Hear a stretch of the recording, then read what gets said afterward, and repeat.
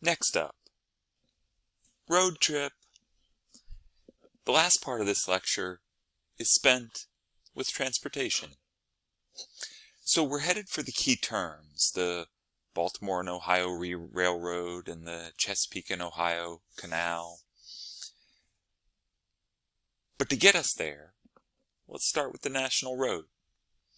After the War of 1812, the U.S. Congress started funding the creation of national roads, and the first, primary, and initially most important of these national roads was going to connect Cumberland, Maryland, with Vandalia, Illinois.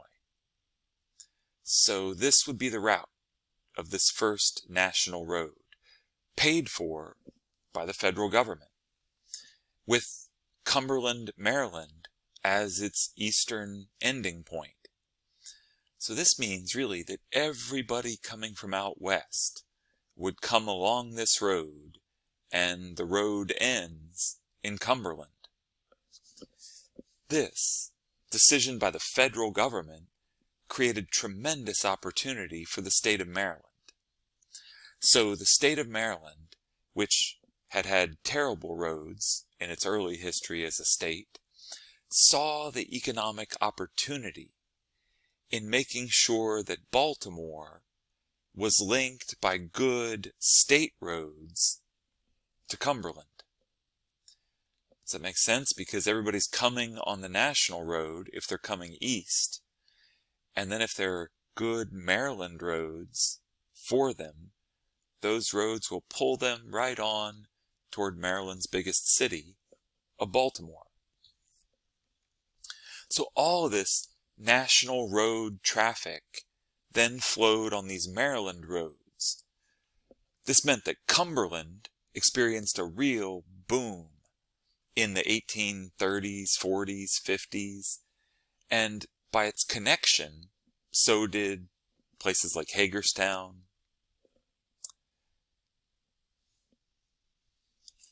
The national road, of course, made travel and the movement of goods cheaper and faster. That fueled economic development. Then, in the 1820s, the state of New York helped create the Erie Canal, which was an incredible human engineering marvel.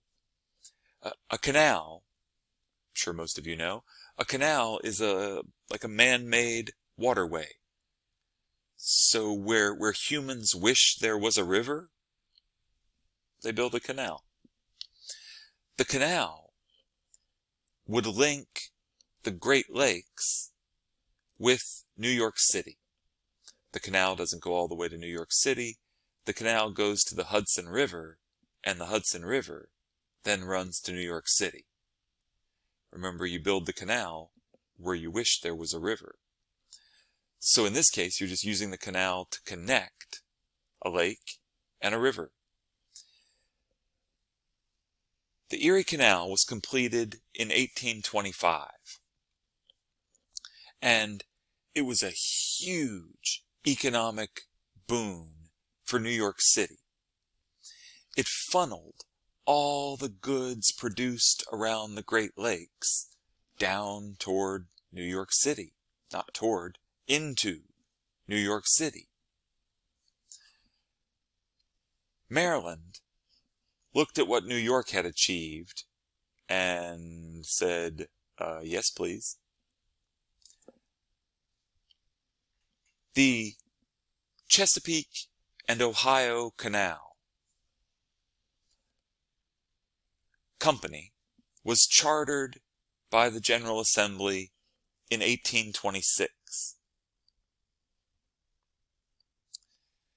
The idea was to build one of these canals, a man-made waterway that would link the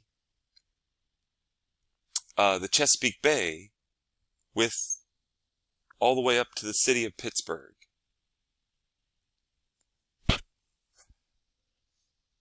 The canal would be built along the Potomac River for most of its stretch. Unlike the Potomac River, the canal would be consistently navigable. You know, no rapids, no shallows. Built by humans, it would be of consistent depth and wonderful for trade and commerce. This was the plan.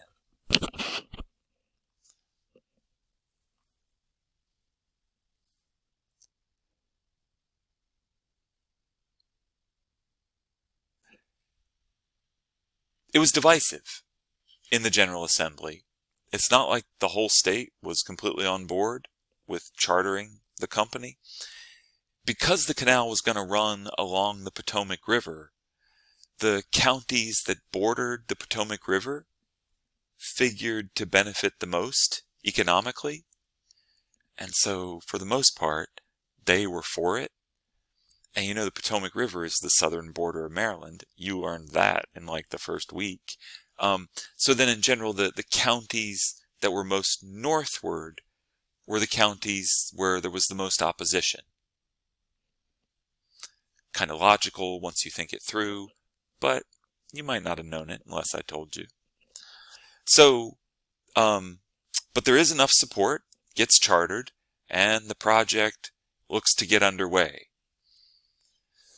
Meanwhile, also in 1826, the year that the CNO was chartered, there was a meeting at John Eager Howard's house in Baltimore.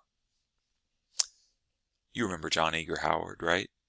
Yeah, you do. Yeah, I knew you did.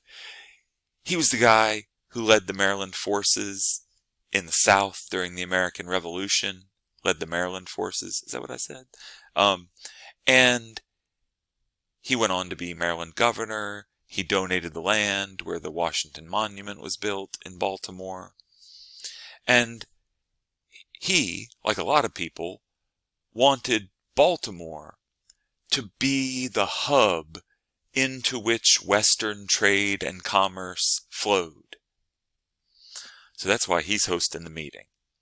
There are a collection of like 25, 30 Baltimore merchants and movers and shakers at the meeting, including the seemingly immortal Charles Carroll, who's there, Thomas Swan, future mayor of Baltimore, and Johns Hopkins, and the son of the architect, Benjamin Latrobe, John Latrobe, just a couple names we've talked about before. They are meeting at Howard's house, plotting a railroad that could link Baltimore with the Ohio River. Same western meetup spot that the CNO has in mind, the Ohio River. The Baltimore and Ohio Railroad Company was chartered by the General Assembly in 1827.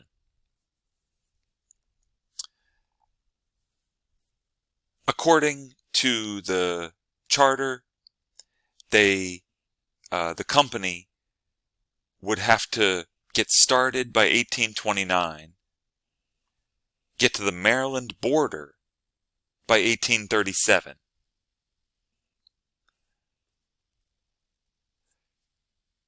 They sold shares of stock to fund the construction. The shares of stock were sold for $100 each, and the state was guaranteed 1/3 of the shares. So you see, the state is investing in the stock with the plan that the company is going to be profitable and the state's going to make a lot of money off this. There's huge excitement around this. They offered a huge amount of stock for sale, and it was all bought up within 11 days. So then, 1828, the two projects began construction on the same day. It wasn't an accident. They're going to race. The two companies, with a lot of press coverage and popular excitement, were going to compete to see which one could make it to the Ohio River first. So on July 4th, 1828, Charles Carroll laid the cornerstone, beginning the construction of the B&O Railroad. Carroll was, at this point, a spry 91. He got dead, as we've mentioned previously, in 1832. Meanwhile, the same day, President John Quincy Adams was there to break ground and do the first shovel of dirt to begin the construction of the Chesapeake and Ohio Canal. Same day, July 4th, 1828. Oh, one thing I should mention here, just tangential. I don't know if I've mentioned it before, but Charles Carroll was the last signer of the Declaration of Independence to die. Lived longer than everybody else who signed the document. Powered by his incredible good looks. Alright, so the two construction projects are underway. Both needed lots of laborers. And in both cases, there were lots of immigrant workers who were a critical part of the construction projects. German and Irish immigrants in particular.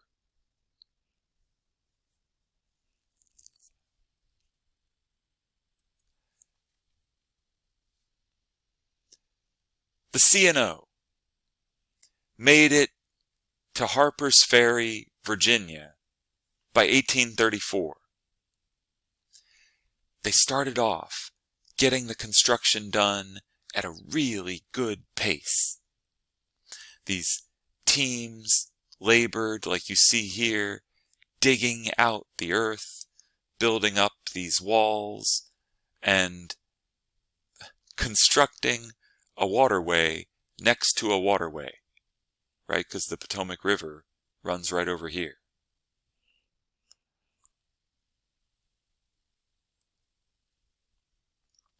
The C&O then opened for traffic from running, it's not all the way to the Ohio River, right? It's from Harper's Ferry to the district. This was an immediate economic boon for the western parts of the state. They could get their goods down to D.C. so much cheaper than on the roadways. This shows you typical canal construction. Horses on the side, pulling the boats, nice and slow and steady, no obstructions in the water. The canal was developing the West while supplying the East. Hey, look, that's what this slide says. I didn't even realize that.